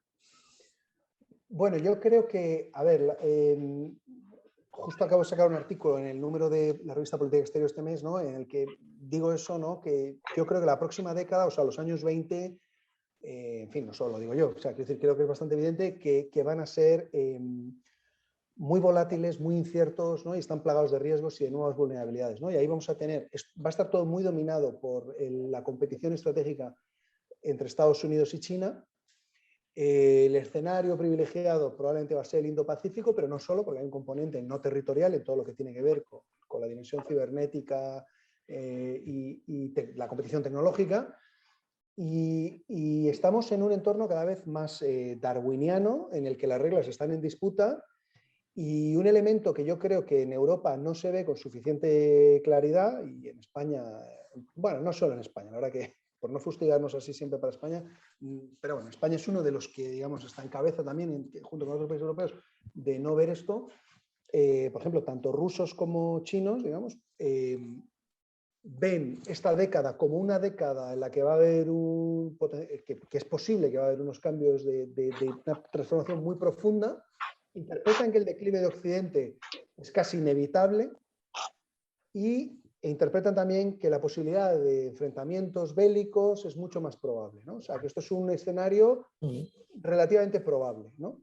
Y esto es importante porque puede ser que pase o no. El futuro está por ver, ¿no? Esto nadie lo puede anticipar. Pero es muy preocupante, en mi opinión, que desde la perspectiva europea esto es un escenario que ni se contempla. Y en el caso de Rusia y China, al revés, se interpreta como un escenario con un con una alta probabilidad, ¿no? O sea, que esto puede pasar, ¿no? Entonces ahí hay unos, digamos, unos desequilibrios en las percepciones muy, muy peligrosos, en mi opinión, ¿no? Y bueno, ahora estamos hablando del Sahel, ¿no? A pesar de esto, ¿no?, de nuestra cercanía, también con el estado en el que está, ¿no?, de tensión en el Mediterráneo Oriental, que recientemente también hemos visto el Mediterráneo Occidental, y cómo solo una pequeña crisis o una pequeña chispa, como lo que vimos en Ceuta, ¿no?, hace unas semanas, pues puede tener un impacto político y poner a España en una situación muy complicada. Y aún así, digamos, la percepción de nuestra opinión pública en general y también de nuestra clase política, porque hay un reflejo ahí, se alimenta mutuamente. Por no decir que la controlan en este país. Están los Bueno, medios en manos no sé. Desde luego los medios, ¿no?, digamos, hay esta ausencia de percepción de amenaza, ¿no?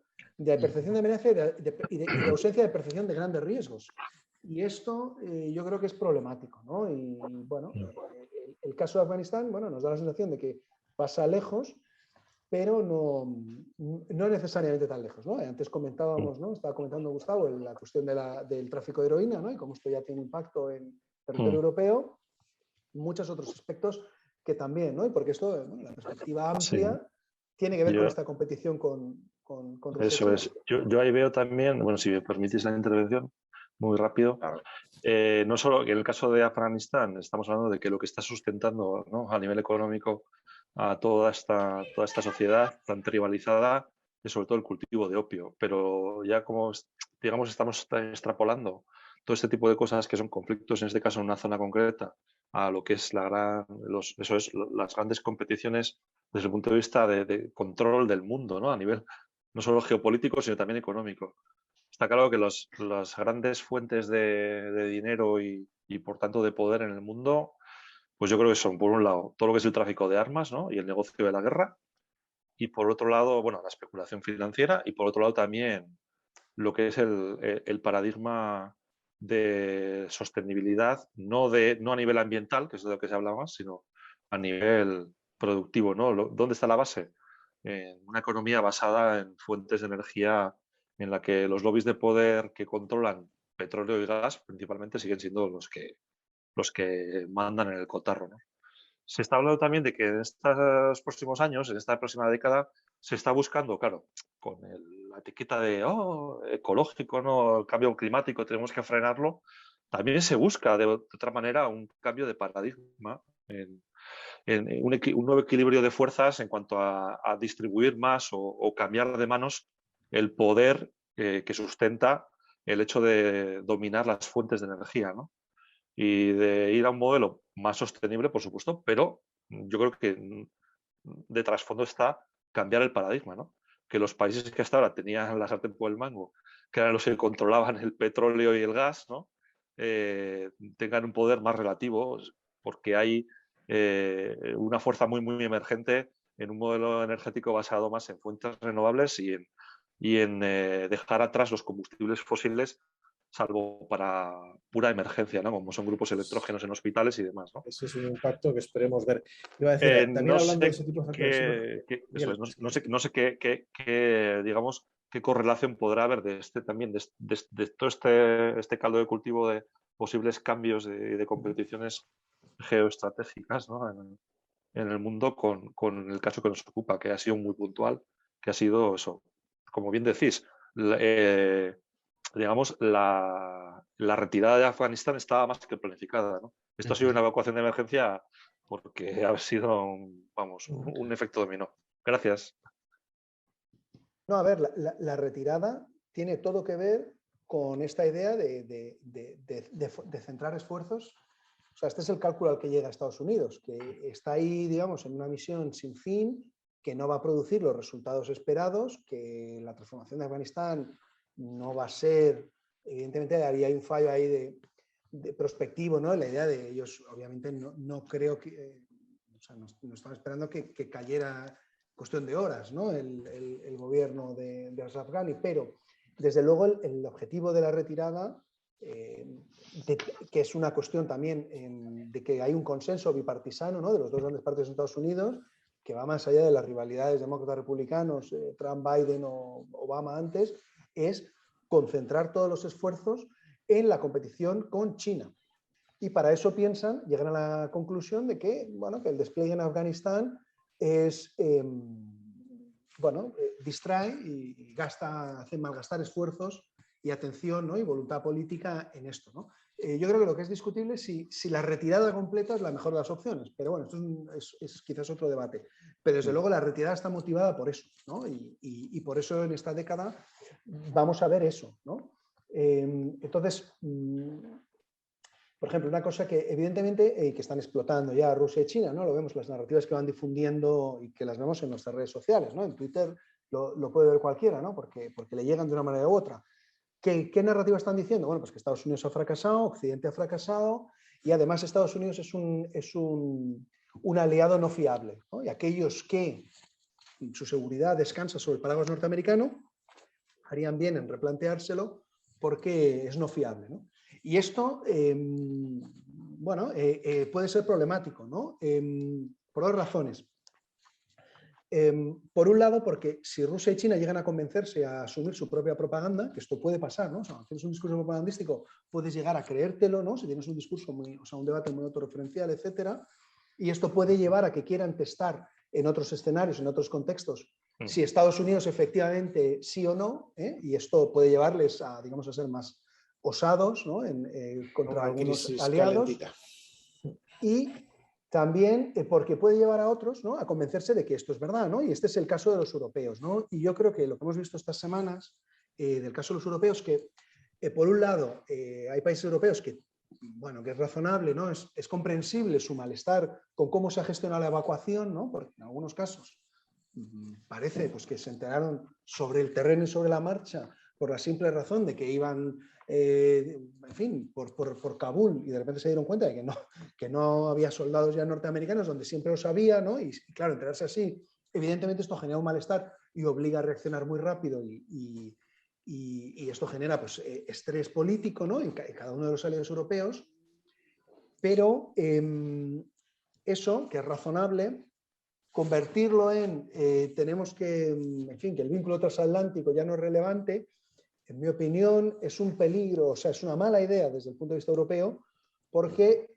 el escenario más probable, el resultado más probable de esta dinámica es, como ya se ha dicho, en fin, en el debate europeo en otras ocasiones y otros, acabar en el peor de los mundos, que es sin el paraguas de seguridad de Estados Unidos y sin defensa europea.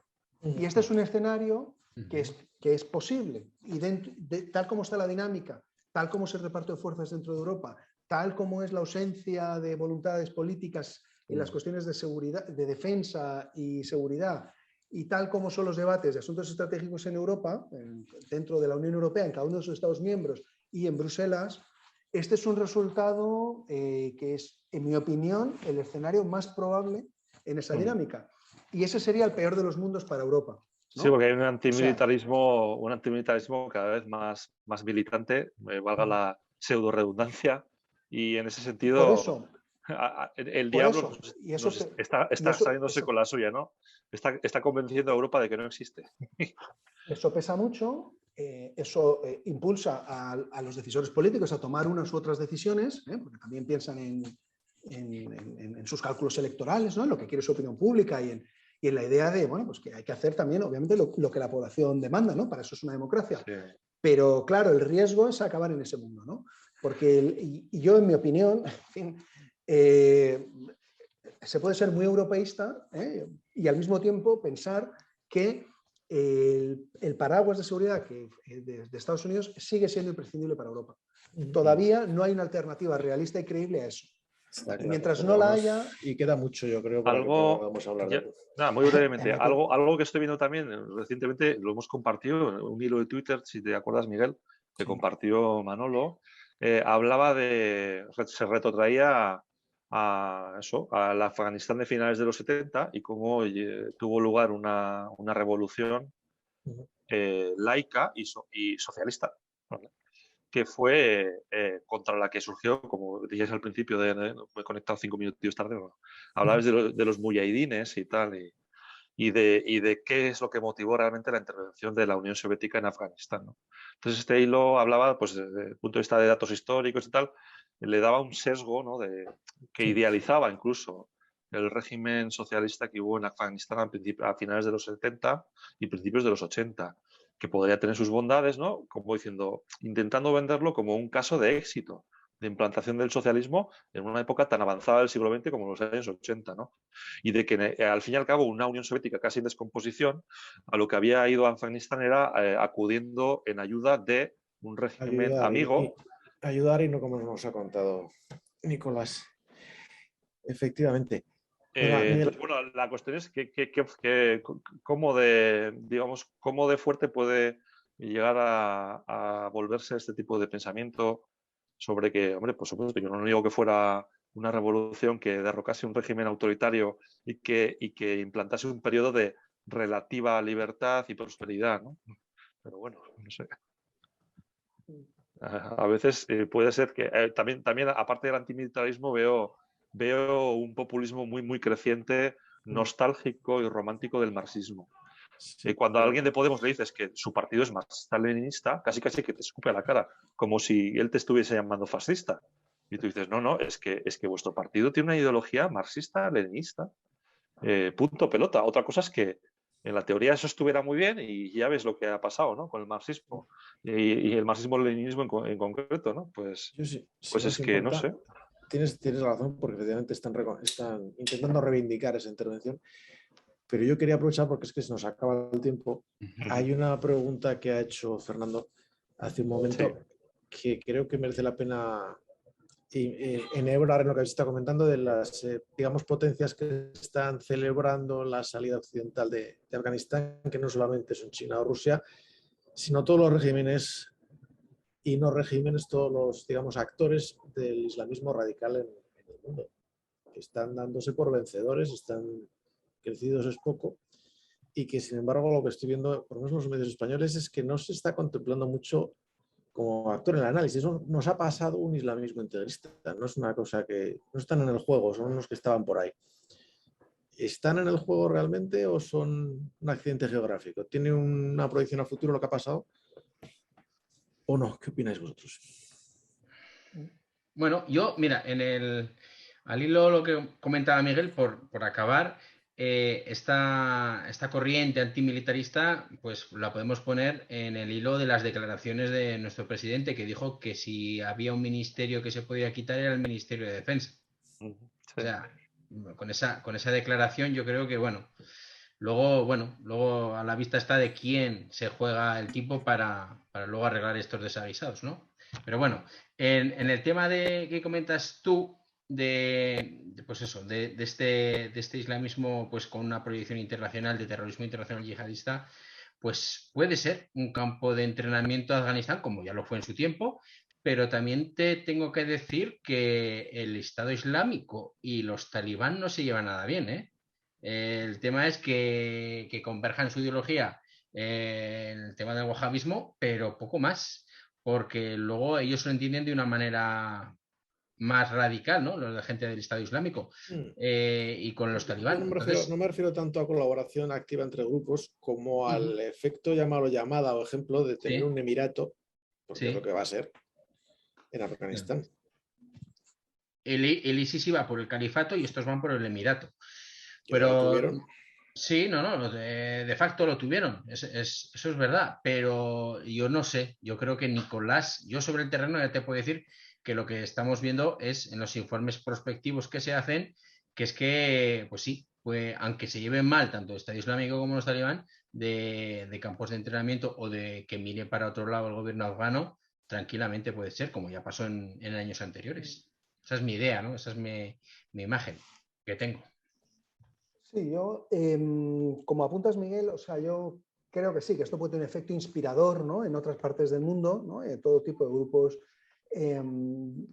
salafistas, yihadistas, que ellos lo que están vendiendo es este relato, ¿no? Yo creo que en eso, por volver a lo que comentaba antes, ¿no? Tiene mucho que ver el cómo se ha gestionado la evacuación, que la evacuación se podía haber gestionado mucho mejor, sin transmitir esta imagen de derrota y de desbandada, ¿no? Porque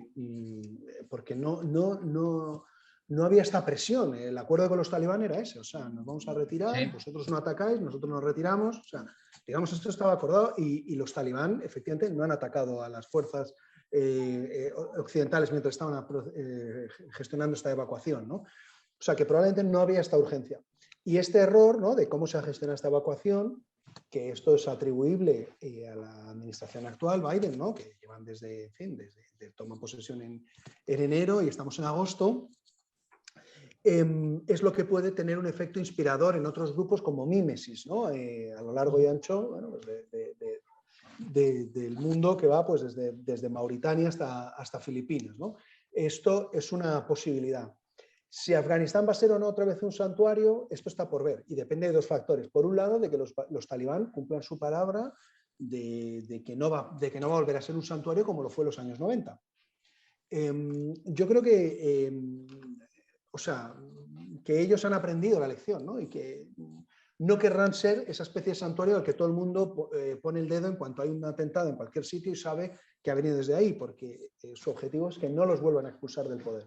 Ahora bien, está por ver si efectivamente son capaces o no de controlar el conjunto del territorio y de sostener su gobierno durante un largo periodo de tiempo. Esto está por ver, ¿no? O sea que... Y de actuar unificadamente, porque pueden acabar haciendo como Pakistán, como decíamos, que dicen, no, yo es que no tengo nada que ver, pero fíjate lo que estoy criando en mi patio trasero. Y de ser exactamente, o sea, de mantener una cierta unidad de mando o de capacidad de centralización, de la toma de decisiones, etc. El país regional, ¿no?, y dentro de los que hemos estado hablando, más preocupado y más, bueno, pues más preocupado, ¿no?, y que puede sufrir las consecuencias de forma más inmediata es claramente la India, ¿no? Que haya una voluntad pakistaní de nuevo, ¿no?, de utilizar, bueno, pues de consolidar el poder en Afganistán y a partir de ahí pues poner de nuevo presión sobre la India, ¿no? Esto, bueno, ya veremos, pero evidentemente, digamos, genera muchas incertidumbres, incógnitas y acabará teniendo también un impacto en Europa, ¿no? Porque todo lo que sea impacto humanitario, después de 20 años de presencia allá, pues Europa siente como parte, en fin, que tiene una implicación y una deuda y un papel que jugar en esto. Y esto acabará, bueno, pues teniendo un impacto político y también dentro de cada uno de los Estados miembros de la Unión Europea. Bueno, iba a decir que con esta nota preocupante podíamos cerrar, pero quería añadir una cosa que hemos señalado, que he señalado en concreto, Nicolás, que me parece, bueno, y lo habéis mencionado los dos, de hecho, que es el aprecio que ha hecho la población afgana, el hecho de que han conocido una forma de vida, no ya porque la vean en la televisión o en la radio occidental, sino porque la han llegado a vivir o a ver o a saber qué estaba pasando a 100 kilómetros, si no en su propio pueblo, y que es difícil mantener a la gente bajo una dictadura cuando ha conocido la libertad, con lo cual hay una pequeña, yo creo, esperanza de que Afganistán evolucione. Claro, la clave es la sociedad afgana. Entonces, esto veremos. Los primeros días ha habido cosas muy llamativas, ¿no? En las ciudades de gente, ¿no? Hombres y mujeres, con la bandera tricolor afgana, manifestándose contra los talibán, incluso con talibán por allí delante, ¿no? O sea, digamos, gente, bueno, haciendo algo que evidentemente hay que ser valiente, ¿no? Requiere valor y determinación y esto que era impensable en los 90, bueno, pues ha pasado. Veremos también si se mantiene en el tiempo o no y también qué pasa una vez que el mundo esté mirando hacia otra parte, ¿no? Porque ahora estamos, digamos, esto está en todos los telediarios, hay mucha atención, a todo el mundo le interesa y sigue a ver qué pasa. Dentro de un mes prácticamente no habrá ni un periodista en Kabul y la atención estará, y puede haber otra crisis en cualquier otro sitio, más cerca de Europa o donde sea, y que la atención esté puesta en la crisis siguiente, ¿no? Porque también el ritmo de los acontecimientos es tan rápido y vertiginoso que Sí. Incluso en las crisis también domésticas, ¿no? Un escándalo casi no tiene impacto porque al día siguiente hay otro, etcétera, etcétera, ¿no? Pues esto, la vida cotidiana en Siria, ¿no? En 2021. Con pues, el tema internacional igual. Entonces, pues ya veremos qué pasa a lo largo de las próximas semanas y no digamos meses, ¿no? Cuando el mundo ya, si allí no está pasando nada que tenga una escala, que tenga un gran impacto regional, o sea, si lo que pasa acaba teniendo, digamos, una dimensión local, sí. El mundo acabará mirando mucho menos. Habrá agencias de Naciones Unidas trabajando allá sobre el terreno otra vez, para las cuestiones humanitarias, porque los talibán, bueno, por acabar con esto, en los años 90, al principio los talibán son muy hostiles a la presencia de agencias de Naciones Unidas, pero les acaban abriendo de nuevo la puerta sencillamente porque es que no tienen ni la más remota idea de cómo gestionar un país ni cómo resolver problemas cotidianos, ¿no? O sea, que la gente tenga comida, agua y algo, en fin, alguna oportunidad profesional. Y en esto no tienen nada que ofrecer. Ellos es solo imponer un régimen rigorista y son buenos en el combate y conocen bien el terreno y en fin, su vida es el combate, pero gestionar y hacer que un país vaya mejor, pues no es lo suyo, ¿no? Y entonces en esto es previsible, bueno, ellos desde luego han aprendido en términos de comunicación y de relaciones públicas, porque vamos, estas últimas semanas han pasado cosas extraordinarias, ¿no? O sea, impensables hace 20 años o 5 o 10, ¿no? Haciendo declaraciones en Twitter y, en fin, y bueno, había un comentario, y ya con esto acabo, que me pareció increíble cuando les preguntaron en una rueda de prensa, ¿no? Le preguntan al portavoz de los talibán por el tema de la libertad de prensa, libertad de expresión y tal, y él dice, bueno, preguntadle mejor a Facebook que digamos, censura nuestros posts, ¿no? En Facebook. Y claro, esto un talibán, ¿no? Pues me parece como, digamos, un resumen perfecto de, en fin, de todo el desorden, dificultades y complejidades de dónde estamos hoy, ¿no? Sí, dicen que Mark Zuckerberg puso a Trump en la Casa Blanca, pero bueno, sí, eso, teorías conspiranoicas. Muy bien. Había una pregunta, Miguel, ¿no? En el chat. Sí, eso te iba a decir, que tenemos una última pregunta, Chus, y sí que os quiero pedir brevedad porque ya son y 30 y pico y a algunos nos van a cortar la cabeza por llegar tarde a cenar. Y aunque está tremendamente interesante y es de estas tertulias que alargaría muchísimo más, nos pregunta Chus si tenéis algo que decir o que opinar sobre la disponibilidad que puedan tener los países musulmanes a acoger a los afganos. Es decir, la diáspora que va a haber, nos estamos preocupando de si llegan a Europa, pero ¿van a acogerles los países más cercanos o no? Hombre, históricamente en los últimos 40 años ya ha habido muchos, ¿no? En Pakistán, ¿no? En Pakistán no recuerdo las cifras, estamos hablando de millones, y es el origen también de los mujahidín y después de los talibán, o sea que también tiene sus implicaciones, ¿no? Huérfanos sobre todo, o sea, los talibán son muchos originarios, son muchos huérfanos de guerra que estudiaban solo las madrasas, etc.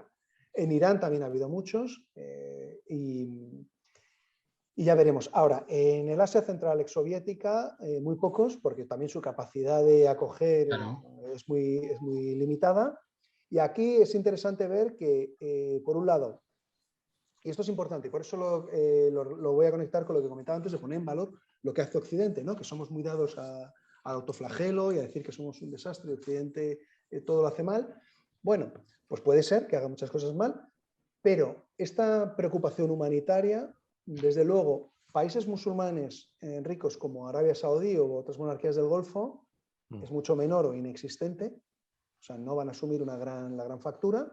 Y otros grandes actores que están diciendo que se acaba, que viene el declive occidental y que Estados Unidos tal y cual, Rusia y China, no van a coger ningún refuerzo. O sea, es que no está en su agenda. No. Y no se lo van ni a plantear. O sea, es un tema que no va a estar en su agenda y no va a pasar. ¿Su vecino del oeste, Irán? Irán, sí, Irán ya ha cogido muchos. En los últimos 40 años ya ha habido muchos. Y no recuerdo las cifras, pero estamos hablando de cientos de miles y es posible que sí, pero también la capacidad de absorción de Irán también es un país, bueno, quizás con mayor capacidad de absorción que Tayikistán o Turkmenistán, pero también... Pero tampoco está pasando por los mejores momentos.